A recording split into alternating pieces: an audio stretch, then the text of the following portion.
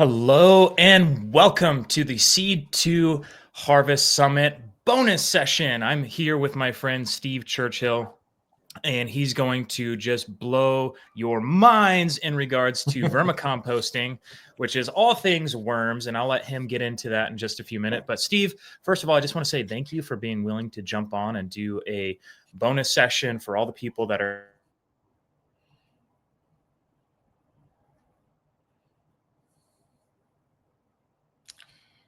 some space in their brain that they had opportunity to let something in. So without further ado, Steve, welcome to the Seed to Harvest Summit bonus session. Yeah, thanks. It's great to be here. It's great to always get together, talk about worms. I know that a lot of folks from the urban worm community are on here.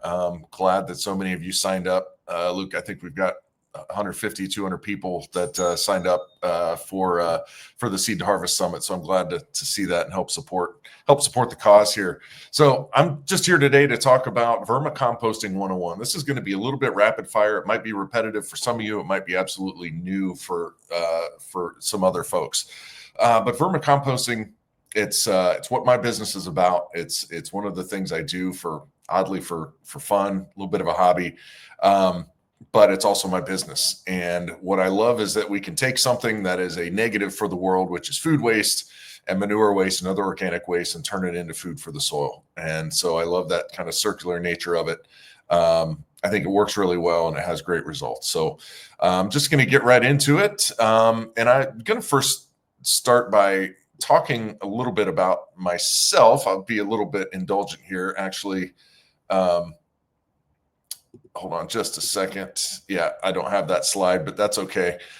Real fast, this is a side business for me. I am not somebody with a gardening background, with an agricultural background, with maybe what you would even consider an environmentalist background. I'm an airline pilot. I'm actually currently on an overnight in Long Beach, California right now, in a hotel. So I am, again, not somebody you would think would be doing this. I spent 23 years in the Air Force, been with Southwest Airlines for about 17 years. Kind of during that time, I was also in the Air National Guard and the Reserve. So somebody that burns fossil fuel for a living tends to be in a group of professionals that aren't terribly creative. That's a good thing for the flying public. But I enjoy kind of creating this business. And in a way, this is, like I said, my penance for burning fossil fuels for a living is having a business that promotes vermicomposting. So let's get right into it.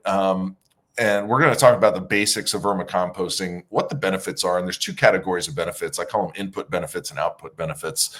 So the input benefits are what the earth gets out of this. And then the soil and plants are the output benefits. We'll talk about how to get started, how to use some urban worm products to do that, some worm myths, and then Luke may hop back in here with some Q&A for us. So real quick with, there were my slides here, but we'll just go through this here. Vermicomposting is the consumption and decomposition of organic waste via an ecosystem. And the ecosystem part is important because a lot of people just think vermicomposting is about worms doing composting. It's really not the case. It's an ecosystem of those microbes and earthworms that consume organic waste and produce a soil amendment called vermicompost, often called worm castings, which are really just the poop fraction, the worm poop fraction of vermicompost. But it's full of organic matter. It's got some plant growth hormones and microbes, a massive microbe population that produces plant available nutrients for the soil. So as far as the process goes, the bacteria begin the decomposition. So if you left an apple out on the counter, half-eaten apple, it's going to start turning brown after a while. The microbes are going to start decomposing. Of course, you're not going to see that process, but it's going on. So if you had that apple core in a worm bin, the worms are going to start eating the bacteria and that food waste as it starts to break down. As the biology works its way through the worm's gut, the microbes increase in population and diversity. And the poop that comes out of the tail end of a worm is bacteria covered poop capsules And those can go right into the soil. So they can be used immediately. The worm castings can be used immediately. It's not like a nitrogen or salt-based fertilizer. It's not going to burn your plants. There's not enough nitrogen in there to do that. So there's no concern with that. And this biology helps to cycle those nutrients in the soil. So the biology, the microbes are eating other microbes, are eating organic matter, and they're releasing ammonium and nitrates which are the nitrogen plant available nitrogen forms that the plants can take up. So there's a little bit of a misnomer to call vermicompost. It sucks that the word composting is in vermicomposting, because I think it leads people into some of the wrong ideas about what vermicomposting really is. It's different from composting. It's different in the temperature, the micropopulations, volume, the speed, and what the end product really looks like. So composting, as you know, is almost always considered to be a hot process, where you've got temperatures over 131 degrees Fahrenheit, which is kind of that magic number where pathogens get greatly reduced or eliminated. And then vermicomposting is more at the moderate or low temperatures. So we're talking about little life forms of the bacteria and the worms. They basically like to enjoy the same kind of environmental conditions that we do as people. So whatever you're comfortable with, the worms would likely be comfortable with too. The microbe populations are going to be different with microbes, or with composting. You've got the thermophilic, which is Greek for heat-loving microbes that proliferate and actually produce more heat and kind of get that chain reaction going, where you get compost piles up to 150, 160 degrees Fahrenheit. Vermicomposting is again at those lower temperatures, using what are mesophilic microbes, which enjoy those kind of more reasonable temperatures. Composting is volume dependent as well, so you need a lot of volume in order to trap the heat to get those thermophilic microbes to take hold. With vermicomposting, it's not about the heat, and it's not about the volume. It's about surface area. Composting worms tend to stay in the top 6 to 8 inches of their habitats. They really wouldn't work a pile top to bottom if it were 8 feet tall, like you see some of these big composting windrows. So you really need a much shallower container for vermicomposting. The composting process is much longer too. It can take 6 months or more to go through the whole process. And the longest part of that process is the curing process at the end. After the compost has gotten hot and started cooling, it then needs to start curing before it's considered mature and ready to use. Vermicomposting is different. It can be ready to be used in as little as 8 weeks in most cases. And the end product, look, compost is awesome. I just say that vermicompost is even more awesome. It's got typically bigger, higher populations and more diverse microbe populations than compost does. So I talked about the input and the output benefits of vermicomposting. So I want to just elaborate on that a little bit. The input benefits are the benefits of doing the vermicomposting itself. It reduces our need for food waste disposal. So food waste is typically one of the highest, it's the most dense waste you have in the house due to the water content.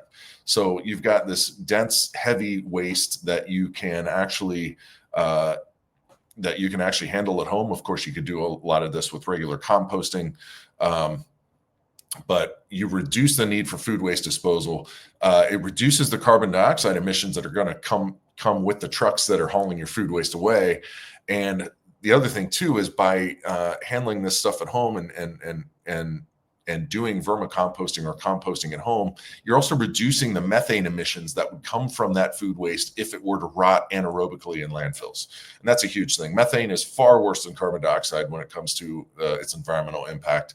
And so what we're really doing is with vermicomposting our food waste at home is to reduce that methane emissions from landfills. Now, the output benefits, this is what this stuff does for us, is the worm castings will promote plant and root growth. It's going to increase yield. It's going to make faster germination. Worm castings hold a lot of water. It retains a ton of water in soil, which is great in most cases. Suppresses the pests and pathogens. It makes for a much more resistant plant, a much healthier plant, and healthier soil. It actually improves pollination, which is one of the more interesting things. The bees will actually come to visit your plants more often if they're grown in vermicompost.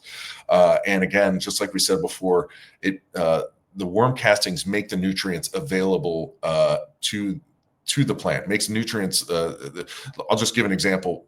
Nitrogen is not. Plants want nitrogen, right? But they can't use the organic N form of nitrogen. It needs to be in the nitrate or ammonium form. And that's what those microbes do, is they help cycle those nutrients, make them available to the plants.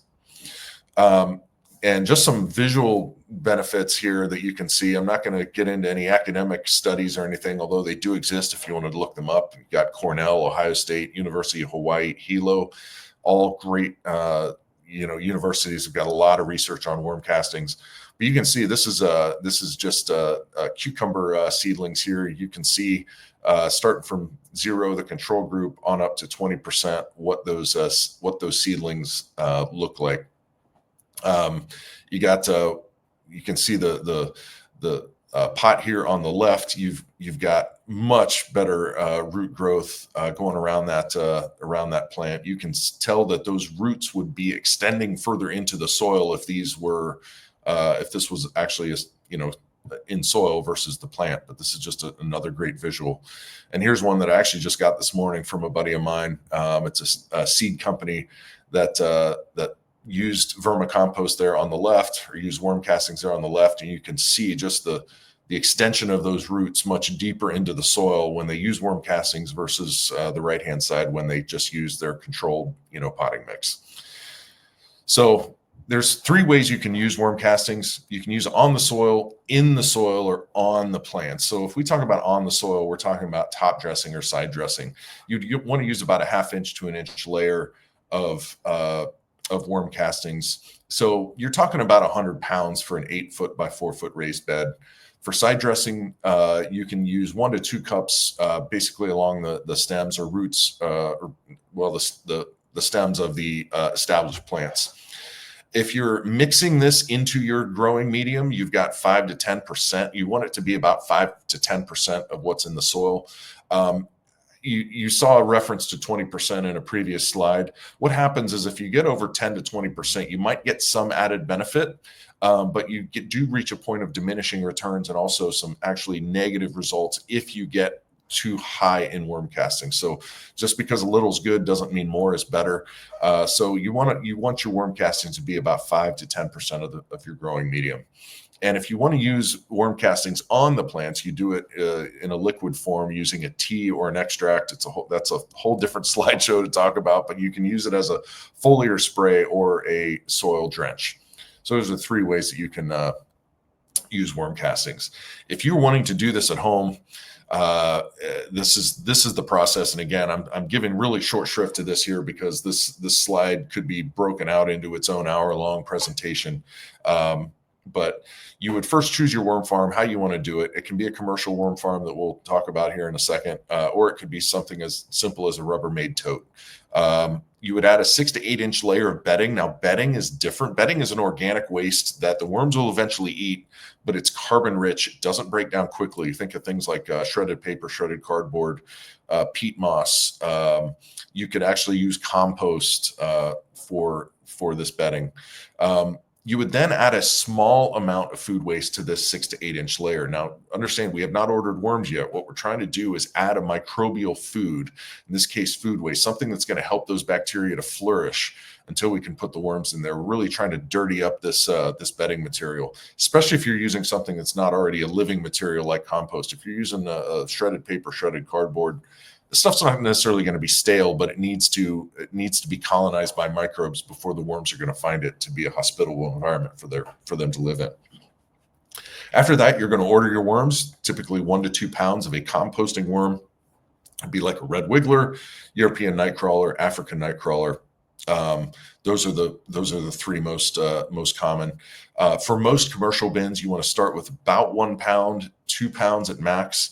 That should be enough to get you going. And from there, you just start feeding your worm farm. You've got you want to feed it though a mixture of bedding and the food waste. So I talked about bedding being carbon rich.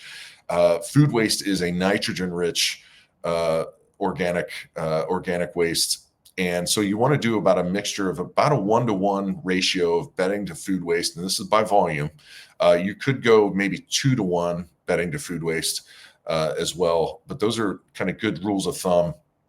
So when you add that food waste, you want to be adding the bedding. Otherwise, you get a drop in the pH and you just get too much acidity. You get too much water, actually, because food waste is mostly water. And so when you have too much water, you get anaerobic conditions, and we want to prevent that. So make sure you keep that bedding and food waste pretty balanced in your worm farm. And then from here, you stay patient. You can't save the world today. You want to let the worms kind of find their footing. You don't use any of these rules of thumb that you see where it says like you can feed the worms 50 to 100% of their weight each day. That is not true. You want to let your eyes and your nose be the judge when it's time to feed again. It's typically when the food waste that you put in there, let's say last week, is no longer recognizable as food waste. From there, you can start layering in more of that food waste and bedding. So we're going to talk about choosing a worm farm. There are different commercial varieties. Most people are familiar with the stackable worm farm systems that you see out there, like the Worm Factory. There on the left. In the middle, you've got kind of a Worm Factory knockoff called the Firma Hut. The Hugry bin is a larger bin imported from New Zealand. Again, these are all plastic bins. And then this is the one I would love for you guys to pick if you were to pick a worm farm, is the Urban Worm Bag. This is our product. This is a fabric worm bin. It's a breathable worm farm made from recycled plastic bottles. It basically looks like a laundry hamper, as you can see, that has an opening at the top and the bottom. So you would feed the food waste and bedding through the top. The worms are going to move into those layers of fresher food waste above, leaving their castings below. And then when it's time to harvest, and this can be probably 2 to 4 months after you start the Urban Worm Bag, you're going to release the buckle on the bottom, remove the Velcro, loosen the drawstring, and you can pull castings from the bottom of the Urban Worm Bag. So that's that in a nutshell. If you need, and these are products that are all available on the on Seed Time's store. You've got the worms to start. If you just want the worm castings, I know a lot of the Seed Time folks just want the worm castings. They don't want to mess around with the worm farming. Totally understand. We can sell you anything from a 5-pound bag up to multiple totes of 2,250 pounds, which you see on the right side there. So obviously, if you had a larger product that whether it's landscaping or gardening, if you had multiple raised beds, for instance, you might want to opt for one of our larger totes. We do anything from 1,000 pounds up to the 2,250 pound totes or multiple of those. And then we've got other accessories like thermometers, coconut core, and other products that can be used kind of for both gardening and for worm farming. We also sell biochar, which is another thing that we've begun selling. It's a very popular product, which again, that's its own slideshow. So I want to end with this. Before we get into a Q&A with Luke here, there are so many myths out there about worms and what worms can do. A lot of people call me and want to buy worms because they have bad soil. Worms, and this is important, worms do not make bad soil good. They make good soil better. If you think of worms, if you find worms in your soil, it means your soil has ample amounts of organic matter. If you don't find native worms in your soil, and I'm not talking about composting worms, I'm talking about native earthworms. If you don't find worms, and your soil needs organic matter, you can add this in the form of compost, vermicompost. You can add manure. Those are manure and compost especially are cheaper ways just to add organic matter into your soil. Once you add that organic matter, which is what the worms and the microbes eat, then you're going to see the worms start showing up. The next myth is that plants or worms are going to nibble on plant roots. People are worried about that. They are not interested in that. So I wouldn't be worried about that at all. Worms do not eat 100% of their own weight each day. This is false. At best, it's probably somewhere in the 25 to 33% range, but it's definitely not 100. And following the 100% of their weight each day, if you buy a pound of worms, put it in a worm farm, and start feeding a pound of food waste every day, you are going to have a stinky anaerobic bin in no time. And that's what I want to prevent. I want people to have a good experience when they get started with vermicomposting. This next one is kind of related to worms making good soil by themselves. Composting worms do not aerate soil. They are what are called epigeic worms, which is Greek for on the earth. They're basically in the layers above the topsoil. So they inhabit layers of manure and leaf litter, kind of like the loose stuff you see on the forest floor. That's the kind of environment that worms like to live in, is that looser environment. They are not muscular enough to burrow, especially burrow vertically. So, and then the next thing, and I answer emails on this all the time, is that leachate is not worm tea. This is a myth. A lot of people think that the stuff that drips out of the bottom of some of those, the stackable worm farms that I showed you, they often have a tap at the bottom. That is meant to basically save you from your own mistakes. That stuff that drips out of the bottom is not worm tea. It is just simply the excess moisture that gets released, typically by food waste, as it breaks down, and it just drips to the bottom of a worm farm. A well-run vermicompost bin should not be producing much or any leachate. Worm tea is a deliberately brewed product by suspending worm castings in a bucket, agitating the water, pulling the microbes off the surface area of those worm castings, and then applying that. That's worm tea. Leachate is stinky mystery juice. So I hope I answered some questions that many of you may have had. Look forward to getting to more questions with Luke here. And if anybody needs to email me, you can find me at steve@urbanwormcompany.com. Wow, that was super informative in like a blast into worms, and I love it so much. I love it. Couple things that I wanted to ask, at least initially, if somebody was really trying to do this on a budget and they didn't really have the funds to jump into one of the forms of a worm bin that you started, where should they start? You mentioned a Rubbermaid tote. Can you kind of describe that process a little bit? Yeah, I would find a 10-gallon tote. So most of the Rubbermaid totes you would find are going to be either 10 or 18 gallons. The 10-gallon tote is good for most people. It's got the same surface area, again, which is what's the important part, as 18 gallon. 18 gallons just tend to be taller. So you want a 10-gallon tote, and you can just start that process that I talked about with that six-inch layer of bedding. You can just start in something as simple as that. Now, the one thing you want to do is maybe drill holes in the upper few inches of the walls or in the lid in order to make sure that bin is getting the oxygen that it needs. But yeah, for as simple as $10 at Lowe's or Home Depot, you can get yourself a worm farm. You can do it in a 5-gallon bucket too. You could do it honestly in a pile on the floor if your roommates and husbands and wives allowed you to. It's we're just trying to do what happens naturally in nature. So, but yeah, that's how I would do it. And you don't need to. The only thing you really need to buy in that case would be to buy the worms, because native worms that you would find in your soil do not like living together in close proximity in the same way that composting worms do. Composting worms are a completely different animal. There's 7,000 different earthworm species, maybe even up to 9,000 different earthworm species in the world. 5 to 6 of them are the ones you have to use for vermicomposting. So you can't just use any worm that you find for this. That's the one thing that you got to buy.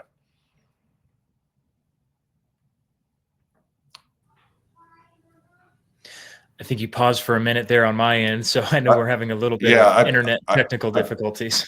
I caught that pause too. Okay. Well, with all these 7,000 different species, I know that a lot of hype has gone into the invasion of these Asian worms. Do you know anything about that, and how worried should folks be in the States regarding the hammerhead invasion worm or whatever? Well, so the hammerhead and the Asian jumping worm are two different things. So Okay. so just real fast, I want to make the distinction between invasive and non-native. So all Mhm. of these composting worms in the U.S. anyway are going to be non-native worms, but Mm. non-native doesn't mean invasive. Invasive Right. is a subset of non-native that does harm to the environment, whereas composting worms would be just considered a neutral or a possibly positive impact on the environment.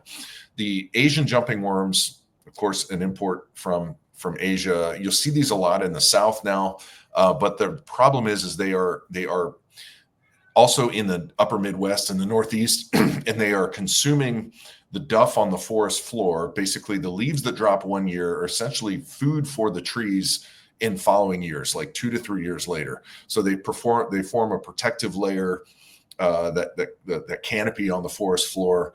These worms are consuming these at a rapid rate, and it's leaving the forest floor bare, and the roots are getting bare, and all of that stuff is not turning into good stuff that the trees want to use anyway.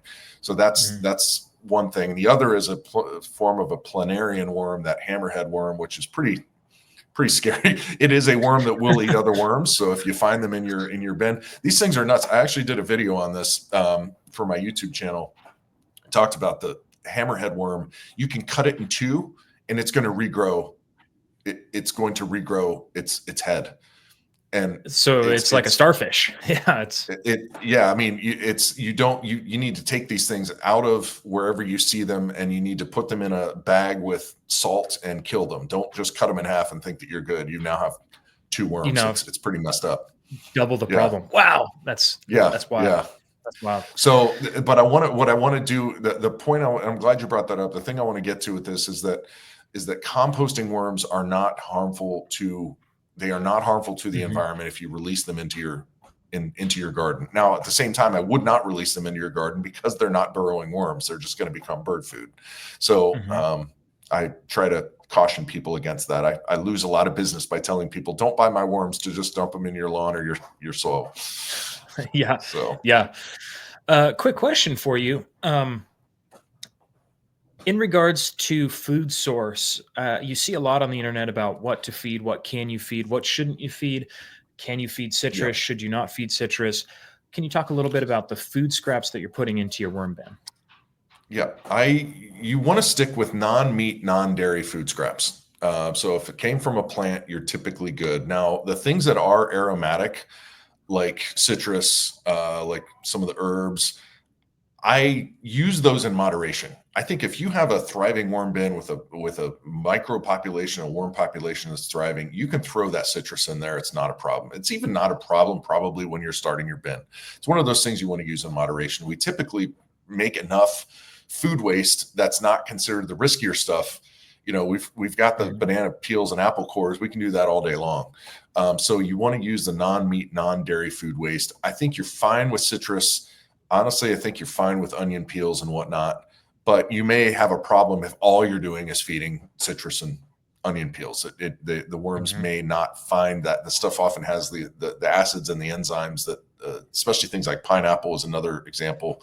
Pineapple's fine after a while. It's just the worms are going to need it to mellow out and start breaking down before they're going to end up eating it. So stick with non-meat, non-dairy, and those things that have a very distinct smell. Maybe stay away from Mhm. them if you can. I know that in my urban worm bag, I threw in like half of a pineapple and all the worms came to it. And I had this ball of worms like this big. It was incredible. And So it happened with pineapple. That's great. I mean, yeah, I tell you, I know it's pumpkin fun. and melons and things in the cucurbit Hmm. family are big Hmm. favorites. I've heard Yeah. actually mixed reviews on pineapple, so I'm glad to hear that you did well with My that. worms, But my worms liked it. it's fun to Yeah. watch them just swarm that stuff. It's awesome. I want to talk a little bit about grit. I know that was something that wasn't mentioned in this that you Hmm. see pros and cons. Do they actually need grit? How much grit? What is grit for a Yeah. worm? A lot of people are familiar with raising chickens, and there's grit there. What is worm Yep. grit? So worms don't have teeth, and I'm glad you brought this up. And I did leave it out by accident. mentioning grit. Worms don't have teeth, so when they pull this stuff into they pull this food into their mouths, it kind of goes into something called a crop, much like a bird has, and they need something in there to grind it up. So the grit that they can bring in the form of sand or crushed eggshells is something that gets in there and helps to grind that food waste in their crop before it moves down the rest of their digestive system. So honestly, I use playground sand. You can take, often soil has its own grit. I don't recommend people do vermicomposting in regular soil, but you could take some of that soil, which is going to have some of that mineral-based grit, put it in your worm farm, and that will help. But you can also use crushed eggshells, which are, calcium carbonate. I feel like it's a little bit of a tedious way to do it because you have to crush a lot of eggshells to get any significant amount of grit, but you can certainly do that. But yeah, grit is important. It's something that's probably, I don't think, is needed all the time with every feeding, but every fourth or fifth feeding, I'm going to add a sprinkling of that playground sand. Pretty fine stuff on the surface, kind of mix it in the top layers and let them go. Very cool. There's some stuff that you see on the internet for those who may be a little more advanced in this and it's not their first time. Don't get scared of this, but what are like protein deficiencies or too much protein? What does that do to your worm bin? So protein, there's a phenomenon called protein poisoning where what happens is when somebody it doesn't necessarily come from protein, but what it comes from is acids. So proteins are made from amino acids. And so if you have either a whole lot of acidity or protein that is breaking down into these acids, it reduces the pH to a level where the food waste starts fermenting in the worm's gut. Worms have a calciferous gland that they try to that tries to offset that acidity. And if the food waste going in is so acidic that they can't keep up with it, and this is why you want to make sure that you stay on top of your bedding. That's another thing that bedding does, is it keeps that pH a little bit higher.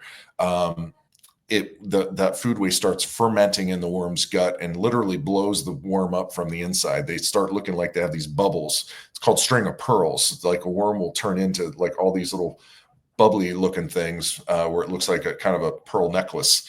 And that's deadly for the worms. It's not a disease that they can pass to each other, but if one worm's got it in your bin, chances are the others aren't far behind. So that's another reason why you want to stay on top of those bedding. Stay on top of bedding. Maybe add some agricultural lime here and there to keep that pH higher. But I tend to find that lime is not necessary if you are adding bedding. If you're adding bedding along the way, that kind of helps deaden that mixture a bit. Very cool. Another question here: what makes worms slimy? Worms need. That's an interesting question. Worms breathe through their skin, so they don't have lungs, and in order to facilitate that, they need their skin to be moist enough to have the oxygen transfer via their skin. It's getting pulled away from them, or the oxygen's entering their body through that water. So what is creating that? It's a mucus that they make if they're moist enough. If they're not moist enough, they're probably going to die very soon. So that's interesting. What produces it? There've got to be glands that do it to make it slimy. But boy, you stumped me with that one a little bit. I wasn't really trying to. Yeah. I was really trying to make you say all the worst words like mucus and gland, and I think I said mucus covered poop during the presentation somewhere. So yeah, trying to make everybody lose their appetite today. Yeah, there you go. It's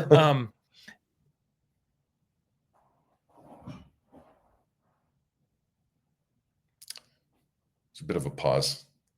Is it when you're harvesting the bin that you're actually taking those castings? Do you have to screen those castings, and should you put the other stuff that isn't maybe finished back into the top of your worm bin to let it run through again? talk about harvesting just for a Yeah. minute. And I presume you were talking about the urban worm bag. Is that correct? The first part of it cut out just a little Yeah, bit. probably a urban worm bag. Yeah. So Or the even stuff that yeah. the stuff that comes out of the bottom should be mostly worked through. Now, the first harvest that you do in an urban worm bag, if you're starting with that 6 to 8 inch bedding layer, is often going to be some unprocessed bedding that the worms didn't get to. But let's just say that you've got a bin that's up and running. The stuff you take out of the bottom is going to have maybe a few things that are maybe more fibrous, or things like eggshells that didn't quite break down. You could screen those out if you wanted to. You should not have to do anything with the worm castings before you use them. Often people want to, because of the aesthetics, the way that they want their castings to look a certain way, like they bought them from the store. But honestly, when you screen worm castings, you actually are harming the biology somewhat, especially the fungi, any fungi that have grown there. So you can use those worm castings right away. If you start pulling out stuff that is unprocessed, you probably need to stop the harvest at that point. And then anything you pull out that's not been processed, if it's still recognizable as food waste or paper waste or something like that, just stick it back in the top for another trip through. The microbes have already started attacking it. They just haven't done the whole work yet. So just put it back in the top, and yeah, no problems with that. But what you're going for are the worm castings. But if there are little nuggets of things that maybe didn't break down, especially if you ever put things like wood chips in there that are not going to break down in that kind of 8 to 12 week process, and you don't care about it, just put that stuff in your garden. It's organic matter, and so it'll break down there too. Be fine. Yep, absolutely. Last question, real quick. You see a lot of hype or talk about either the vertical grow towers with vermicomposting in the middle, or these worm bins that are done in the middle of your garden or in your raised beds. Do you have any comment or talk on those? Yeah. So one of the let me handle the second one first, which is like the in-ground vermicomposter. Those are, I think, misunderstood products. Now, there was a company out there called SubPod that no longer exists, that made one of these things. Essentially, it's a box that you stick in the ground that's just got holes in it. You put food waste and bedding and food waste in there, and the theory is that the worms are supposed to come in, eat the stuff, go out into the garden and poop. Worms don't do that. Worms will literally, eat where they poop. They will eat their own poop. So what happens with those in-ground products is actually, you'd probably, especially if your soil is in contact with your native soil, is you are just adding organic matter into your garden that worms can then come in from the outside. And I'm talking about soil dwelling worms. That's where the benefit of those is. The benefit is not by putting composting worms in there and then having them go out into your soil.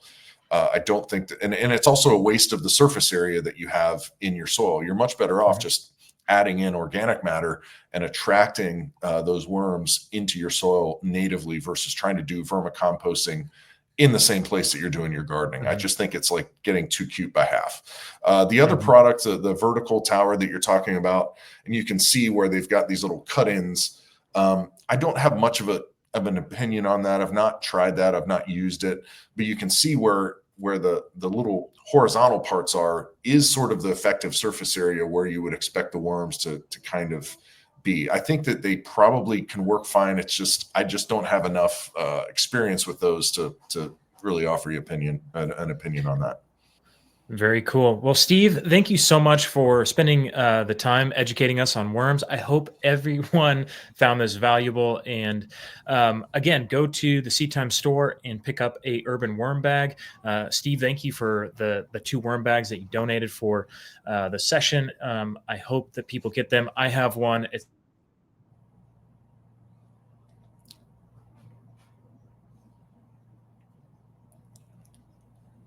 So, Steve, again, thank you so much. Do you have any last words?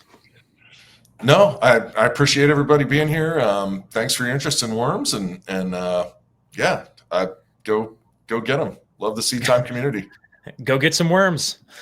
Go out and get her done. All right, everyone. Get her done. We'll talk to you soon. All right.